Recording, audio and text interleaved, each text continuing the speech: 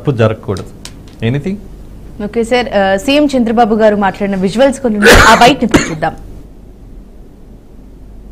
ఈ గ్రామానికి వచ్చే సమయానికే నాకు ఒక దుర్వార్త వచ్చింది.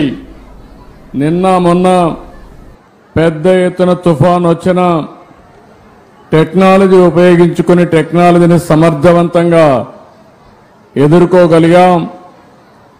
అదే సమయంలో నేను ఒకే టార్గెట్ పెట్టుకున్నా, ఎవరు చనిపోకుండా ప్రాణ నష్టాన్ని కాపాడాలి అనే ఉద్దేశంతో ముందుకు పోయి ఇద్దరు మాత్రం చనిపోయే పరిస్థితికి వచ్చారు.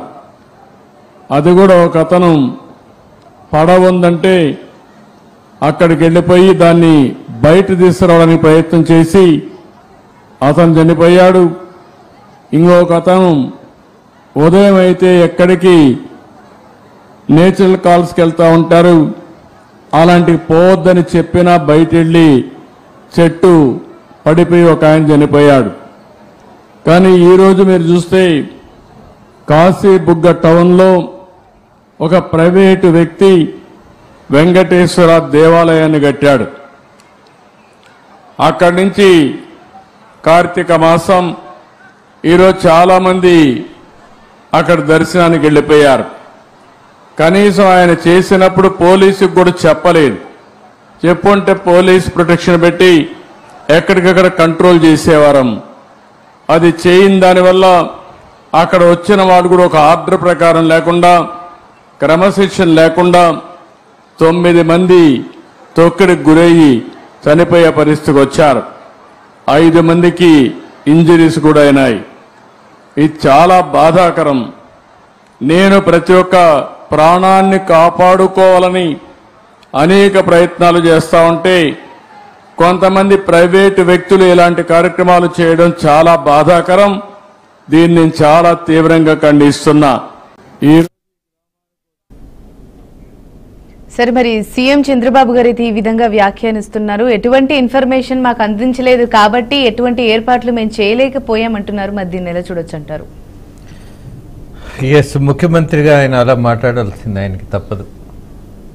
అది నిజమా కాదా అనే దానికంటే కూడా ప్రభుత్వ ప్రతినిధిగా, ముఖ్యమంత్రిగా ఆయన చెప్పాల్సింది అదే.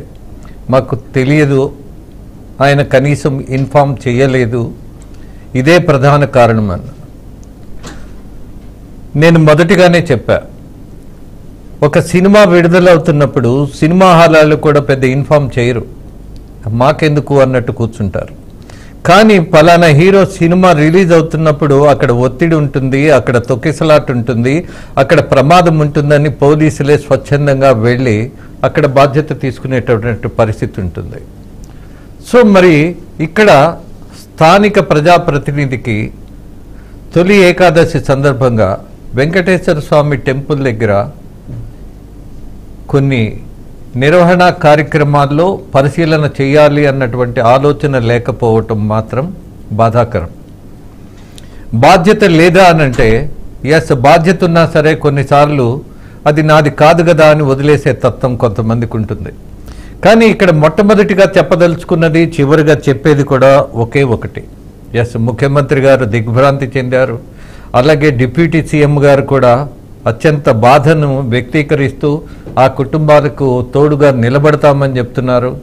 నేను అడుగుతున్నది ఒకటే, చంద్రబాబు గారు చెప్పినట్టుగా, అలాగే